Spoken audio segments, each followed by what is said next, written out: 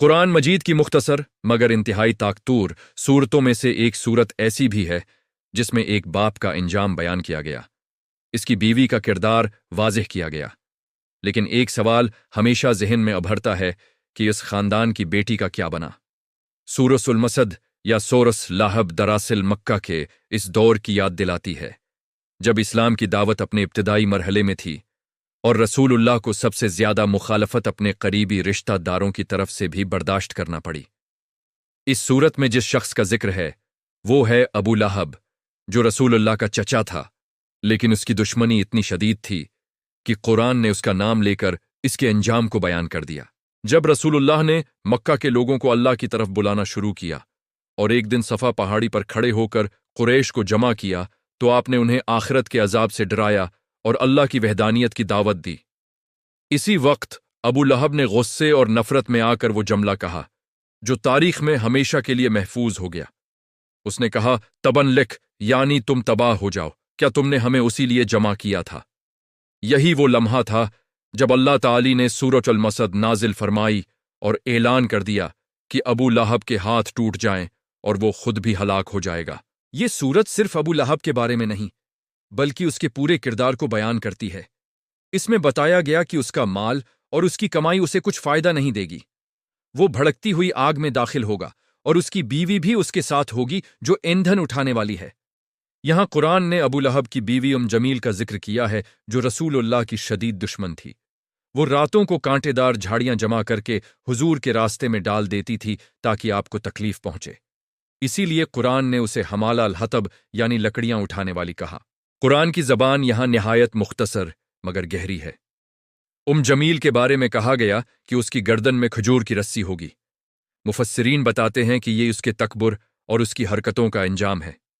وہ دنیا میں رسول اللہ کو تکلیف دینے کے لیے لکڑیاں اور کانٹے اٹھاتی تھی اور قیامت میں وہی اس کے لیے عذاب کا سبب بنیں گے۔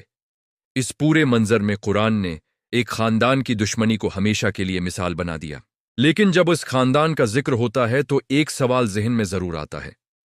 ابو لہب اور جمیل کے بیٹے اور بیٹیاں بھی تھیں، خاص طور پر ان کی بیٹی کا کیا کردار تھا اور اس کا انجام کیا ہوا۔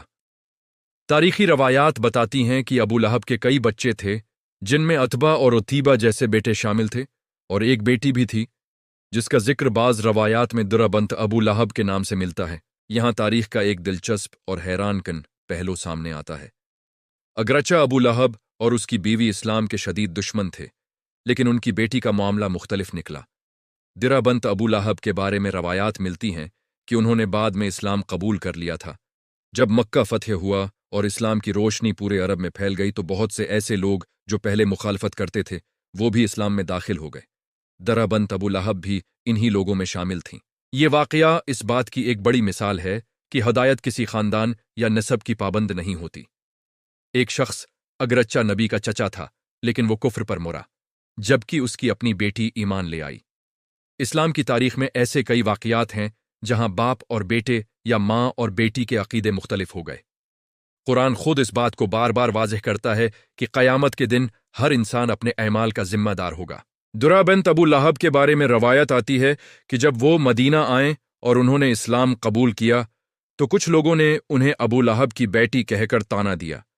یہ بات انہیں بہت تکلیف دہ لگی کیونکہ وہ ایمان لا چکی تھیں اور اپنے باپ کے اعمال کی ذمہ دار نہیں تھیں۔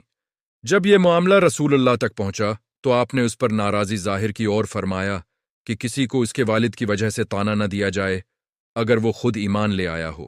یہ واقعہ اسلامی اخلاقیات کا ایک اہم اصول بھی سکھاتا ہے۔ اسلام میں انسان کی اصل پہچان اس کا ایمان اور اس کے اعمال ہیں، نہ کہ اس کا خاندان یا اس کا ماضی۔ درہ بنت ابو لہب کی زندگی اس بات کی عملی مثال بن گئی کہ اللہ جسے چاہے ہدایت دے دیتا ہے، چاہے اس کا پس منظر کیسا ہی کیوں نہ ہو۔ اگر ہم سورۃ المسد کے انداز کو دیکھیں تو یہ سورت اپنی ساخت اور پیغام کے لحاظ سے بہت منفرد ہے۔ صرف چند آیات پر مشتمل ہونے کے باوجود اس میں ایک مکمل کہانی بیان ہو جاتی ہے۔ اس میں کردار بھی ہیں، انجام بھی ہے اور ایک اخلاقی سبق بھی۔ ابو لہب کی طاقت، اس کا مال اور اس کا غرور سب بیکار ثابت ہو گئے کیونکہ وہ حق کو قبول کرنے کے لیے تیار نہیں تھا۔ اسی کے مقابلے میں اس کی بیٹی کی مثال یہ دکھاتی ہے کہ انسان اگر سچائی کو قبول کر لے تو اس کا ماضی اس کے راستے میں رکاوٹ نہیں بنتا۔ اسلام کی تاریخ میں یہ تضاد ایک اہم پیغام دیتا ہے۔ ایک طرف ایک چچا ہے جو نبی کی مخالفت میں حد سے آگے بڑھ گیا، اور دوسری طرف اسی خاندان کی بیٹی ہے جو بعد میں ایمان لے آتی ہے۔ مفسرین اس سورت کی ایک اور خاص بات کی طرف بھی توجہ دلاتے ہیں۔ یہ قرآن کی ان چند سورتوں میں سے ہے جن میں کسی شخص کا نام لے کر اس کے انجام کی خبر دی گئی۔ ابو لہب کئی سال تک اس سورت کے نزول کے بعد زندہ رہا، لیکن اس نے کبھی اسلام قبول نہیں کیا۔ اگر وہ ظاہری طور پر بھی ایمان کا دعوی کر لیتا تو بظاہر اس سورت پر اعتراض کیا جا سکتا تھا، لیکن ایسا کبھی نہیں ہوا۔ اس طرح یہ سورت قرآن کی صداقت کی ایک علامت بھی بن گئی۔ ابو لہب کی موت بھی ایک عجیب انداز میں ہوئی۔ تاریخ بتاتی ہے کہ وہ ایک بیماری میں مبتلا ہوا جسے لوگ متعدی سمجھتے تھے۔ اس کے مرنے کے بعد کئی دن تک اس کی لاش کو کوئی ہاتھ لگانے کے لیے تیار نہیں تھا۔ آخر کار لوگوں نے دور سے پتھر مار کر اسے ایک گڑھے میں گرا دیا اور مٹھی ڈال دی۔ اس انجام نے بھی اس سورت کے پیغام کو مزید واضح کر دیا کہ غرور اور دشمنی کا انجام ہمیشہ برا ہوتا ہے۔ جب ہم اس پوری کہانی کو دیکھتے ہیں تو سورہ المسد صرف ایک تاریخی واقعہ نہیں رہتی، بلکہ ایک زندہ سبق بن جاتی ہے۔ اس میں ایک طرف دشمنی اور تکبر کا انجام دکھایا گیا ہے، اور دوسری طرف ہدایت کے دروازے کی وسعت بھی نظر آتی ہے۔